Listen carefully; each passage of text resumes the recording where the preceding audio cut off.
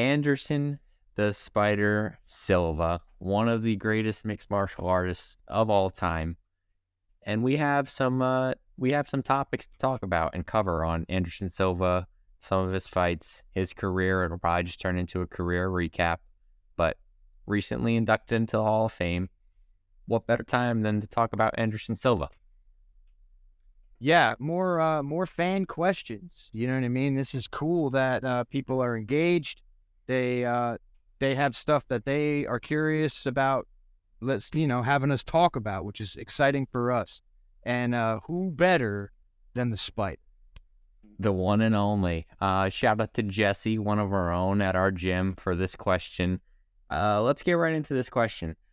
It's loaded question. It's got a few parts, a few narratives, but first off, it was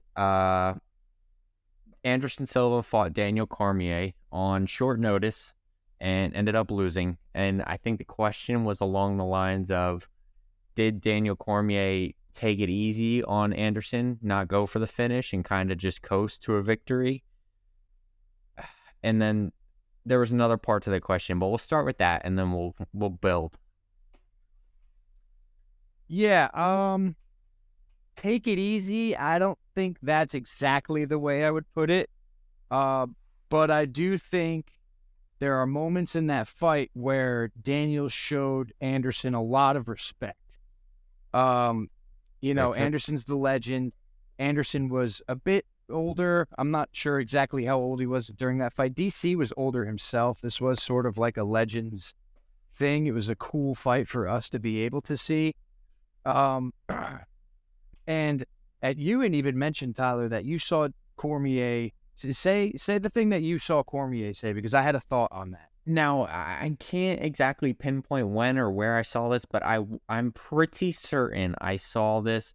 Daniel Cormier talked about that fight with Anderson, and he said that he had so much respect for Anderson and looked up to him so much because of what he did up until that point, that looking across at the octagon and seeing that Anderson Silva was there, like he was about to fight him, like had him almost starstruck and took him out of his element in a way. And I don't know where I found that, but I think I saw that. So I'm kind of like, I don't know how to take a comment like that. Part of me wants to think like Daniel can't exactly just say publicly like, oh yeah, I let him off easy. Like you really can't say that. Like Uncle Dana would be in your DMs like, yo, what are you talking about? Like you have to, I pay you to go try to kill this guy, right? So it's like, you can't exactly just say, yeah, I took it easy. So the easy way out of that and the respectful way out of that is just to say, hey man, I was mesmerized. That's Anderson Silva. And everybody goes, yep, yeah, I understand. Like, so I think that was kind of the easy way out of the question for him. Are there moments of that fight? I mean, look, if Daniel Cormier wanted to go and like pick up Anderson Silva, drop him on his head and blast him out, like he probably could have, especially Anderson later in his career.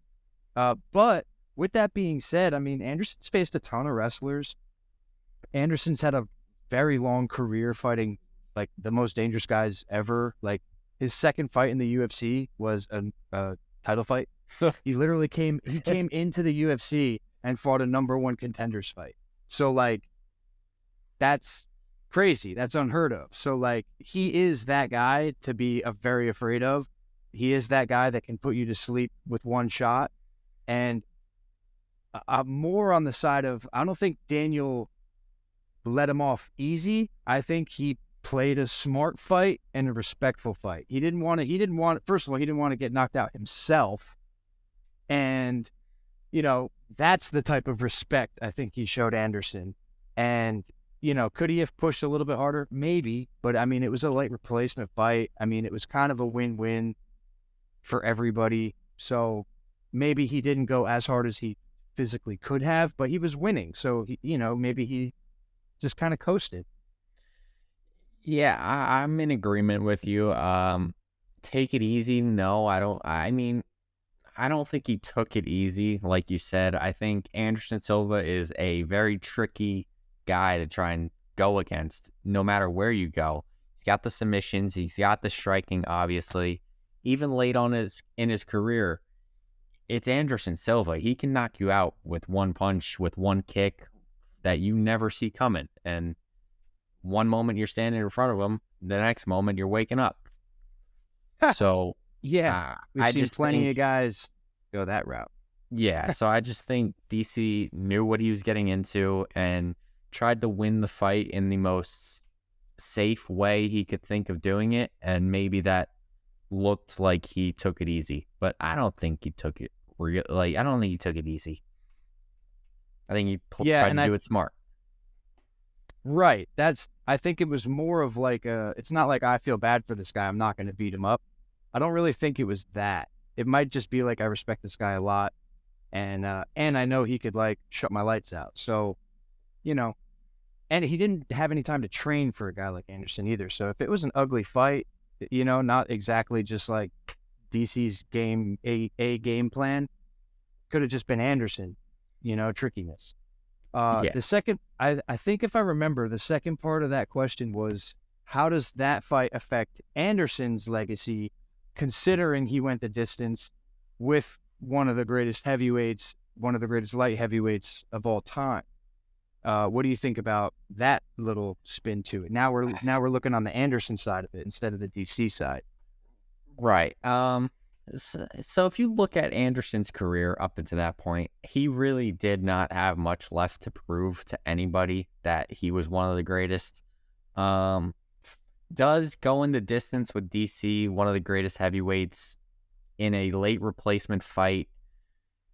I don't know. I don't know how much stock I put into that. I just, yes, he went the distance, but he also lost the fight. So that's another loss on his record, unfortunately. You have to give him credit, obviously, for going the distance with DC as a middleweight. I don't know. It's a tricky question for me that I'm trying to think through. I just don't put much stock into it, honestly. I just kind of look at that loss and I go, okay, it was a late replacement fight. Wasn't really supposed to happen. And it just kind of happened. Wasn't the most entertaining fight, as we know. And he lost the fight. He went the distance, but he lost the fight. I don't think that takes away from his career in any shape or fashion. I think it's just another blemish on his record. But looking back on his legacy, that's not going to be a fight that you really remember. You're going to remember that title reign he was on, reign of terror, really. Yeah, I mean, part of the thing I love about Anderson's career, even though it sloped at the end, is like, like this fight in particular kind of tells the story of Anderson Silva. He'll fight anybody. He doesn't care. Like that was the part of Anderson's career where it really was like, I'll fight the big names. I'll fight the personalities. I'll fight like whoever. Just like get me in there, put me with some good fighters, and like let me do my thing. You know what I mean? That was all around the same. He's like fighting Nick Diaz, and he was fighting Bisping, and like some of these cats that were like huge personalities. You know what I mean? It was the part of his career where it was. He might have thought it was still about the belt, but like I think we all kind of know that part was probably over for him, and it was just about fun fights, and the fact that with the DC thing, it's like I think it looks good on the resume. I mean, it is still a loss, like you said. I mean, at the end of the day, when you look at his thing, it's like loss, loss, loss, loss, loss. You got to remember to look over to the other to the other line and go, oh, Daniel Cormier. That's who that loss was. Like, damn, he fought Daniel Cormier. And like you said, it's not the most memorable fight. Some people probably forget that they fought. But at the end of the day, Anderson fought everybody. A legendary career. Legendary career. Legendary career. Hope that answers the questions, kind of. And we were kind of just going to go off after these questions onto his career and look back at it.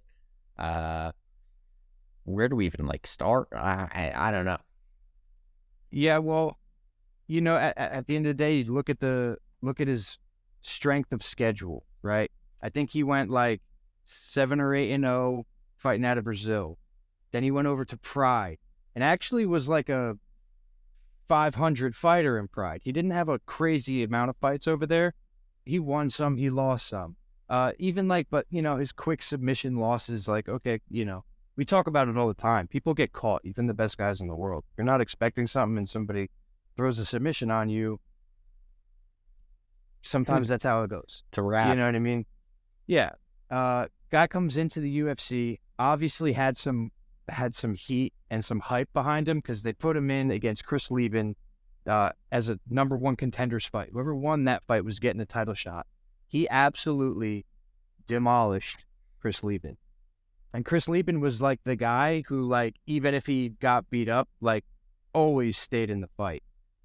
That was one of those guys that could take a ton of damage and just keep firing back. And how many times did he almost get knocked out before he came back to knock the guy out? So, like, Lieben is a tough guy. Anderson Silva dissected him in no time and cut right through him, set him up for his title shot, beat the hell out of the champion. Frank, what's his name? Rich Franklin? Rich Franklin, thank you. I was like, yeah, Rich Franklin. And who at the time, Rich Franklin, is no punk, man. Like, he was winning, like, he was the champ. What can you say? Like, we look back on it, Rich Franklin might not be at the level as some of these guys that are champions and contenders now, but at the time, he was the guy beating everybody. Anderson made him look like light work. Anderson continued to stack wins, to stack finishes over every single person in the division. He went up to light heavyweight a few times just to, like, for fun, beat up those guys. He absolutely, I mean, in his prime, there was nobody that could touch Anderson Silva, like, not even close. And it was beautiful to watch, man. It was fun to watch. In his prime, man, it was so easy for him that he had to start playing games with his opponents to kind of keep him entertained. That's kind of what it felt like. He was just kind of playing with his opponents until he felt like ending the fight. Unfortunately, that led to his ultimate downfall with the Chris Weidman fight, but that's neither here nor there.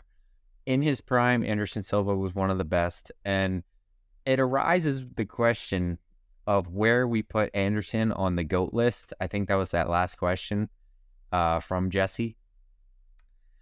I'm thinking GOAT list, and I'm thinking criteria for GOAT list. I think it comes down to who you beat, how you beat them, and who you beat, how you beat them, and like what impact you left. If you look at Anderson Silva's prime and his title reign, you have to have him up there at the top somewhere.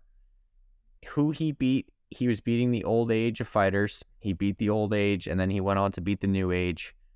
He beat everybody that he faced in his prime, in his reign. How he beat him, he was dominant. He was knocking everybody out pretty much on command when he wanted. And I think that title reign of Anderson Silva will go down in history as one of the best. So when I think of GOAT list, Anderson Silva's easy, top 5 for me. Off the top of my head, he's top 5 for sure. Where's your head going? I have to agree. I mean, he's at least, and without me sitting here and writing them all down and ordering them, he's at least in the top 10. I would say he's more than likely top 5. A lot of people will bring up, this just reminded me of the last part of the question. But a lot of people will bring up the PEDs usage, and, like, guess what? He beat Chael Sonnen popped. He Vitor Belfort popped. Like Ultimate Fighter 1 guys. What's it? Say their name. Stephen Bonner and Bonner and Griffin. Forrest Griffin. Stephen Bonner and Forrest Griffin. I know, come on.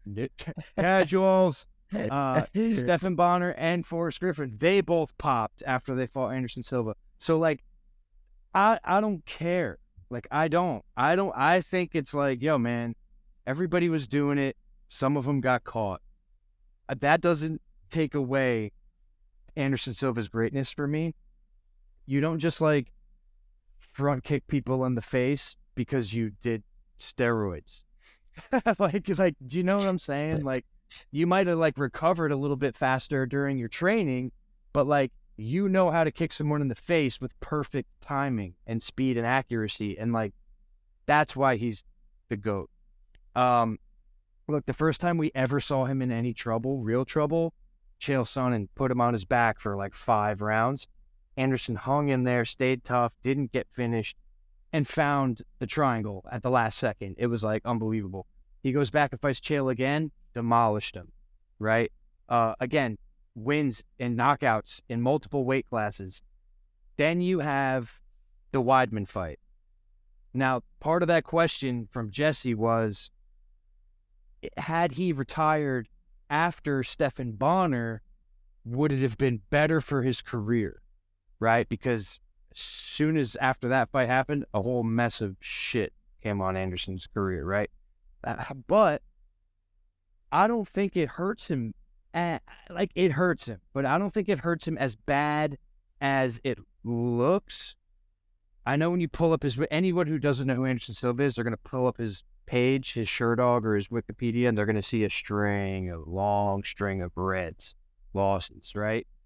But when you look at his career, the first fight with Weidman, clowning around, got clipped. Weidman's not the kid you can clown around with. We learned that, right? Like, you can't mess around with this guy. He's got serious skills. Came back in the second fight, wasn't playing around, threw a kick a little harder than he might normally. Weidman had the perfect check, snapped Anderson's leg in half. For anybody who doesn't remember that, I can never forget it. I'm scarred for life. That shit is burned into the back of my brain. Anderson snapped his leg off. Anderson was never quite the same after that surgery. However, I have to say that because that's what the stats will say. But when you look at his return fights, he fought nothing but the best guys, even after his return. Daniel Cormier, one of the GOATs. Israel Adesanya, one of the GOATs. The new generation, the second coming of, I know he hates the comparison, but like, he's the new Anderson Silva. It's like, you know, Nick Diaz, another old legend. Bisping,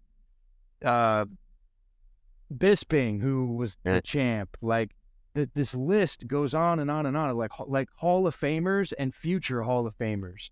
So, I mean, I know it doesn't look good to have these types of losses, and like, maybe if he had gone out after Bonner with like only losing like 3 or 4 fights, like, yeah, of course that would have looked good. But also, like, Anderson's one of those guys, man. He's a fighter. He's still fighting. Guy's like almost 50 years old, and he's still fighting. And he's fighting young cats. He's fighting young guys in sports that he's like not super experienced in. Like, he's just a fighter. He loves this stuff. And I hope he continues to be a coach for a long time. I hope he's around the sport. I'm so happy that he's in the Hall of Fame. You know, Anderson Silva, dude's a GOAT. Dude's a GOAT. He's one of the GOATs, man. And he's a GOAT. I don't think those losses hurt him too bad. If you know, you're going to look back on his reign and understand that he was well past his prime. You're coming back from that Weidman injury. He just horrific. Like, that's horrific, a life changer right there. Injury. Yeah. Like, is people who haven't seen it are going to be like, oh, he had a leg surgery. No, his leg was off. Like, he didn't have a leg, and he had to get it put back on, and he tried to come back and fight the best, the new generation of the best of the best. And so when strength of schedule, he's got one of the strongest. So that helps his cause. That helps his case for those losses. His strength of schedule was unreal. Yeah, I don't think it hurts him too bad. Anderson Silva was one of the greatest, and he proved that, and didn't have much else to prove, but decided to keep fighting because he wasn't thinking about the GOAT list or his legacy. Well, he was thinking about his legacy, but at that point, he was a fighter first and just wanted to fight.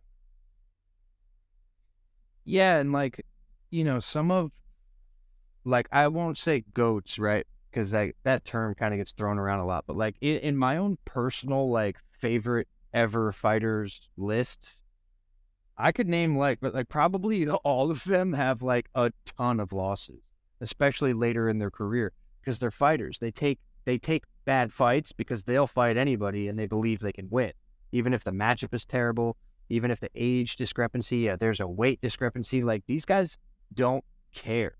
They will fight anybody. I mean, you look at got BJ Penn, Nick Diaz, Anderson Silva. Like these guys have, the top. Their most recent stuff doesn't look great, but the mark that they made on the sport will last forever. Like there's certain records that's one thing we didn't talk about with Anderson. Yeah. He held like every record, and some of them, now we're 10, 20 years getting down the line. It's like some of those records are starting to be broken, but like there's some that will not be touched. Like straight up, like they won't be touched. He will be in the history books like forever. So yeah, man, Anderson Silva was always one of my favorites to watch. I remember him, when I started really paying attention to mixed martial arts, it's just crazy because there was only like 5 champions. Like nowadays it's rare for a guy to hold the belt for like 2 or 3 defenses. When I was like starting to really get focused into it, it's like Demetrius Johnson, George St. Pierre, Anderson Silva, John Jones. Like that was it. That was it. That was Jose Aldo. It's like those were the guys, and they were the champions forever. Dominic Cruz, like the champs were the champs. And like in my heart and in my mind, Anderson will always be a champion. Always. Absolutely. Undeniable. One of the best. Got into some questions. Talked about his career. Anderson Silva, man. What more is there to say? He's probably still fighting today. He'll probably get a fight announcement soon just because he loves to fight and he never wants to stop. Yeah. But so much respect. Well-deserved Hall of Famer. Obviously, we knew that was coming. But the Spider, man. Not much more to say. I hope you guys enjoyed the episode. I got nothing really left. Noguera Brothers, Jiu-Jitsu. Remember when he did that? Shout out to Anderson Silva. We're clocking out. Leave more questions for us. If you want us to take a look at other people's career, whatever you guys want, let us know. Shout out Jesse for the questions, and we'll see you in the next one. Peace. Thank you, brother. We appreciate y'all.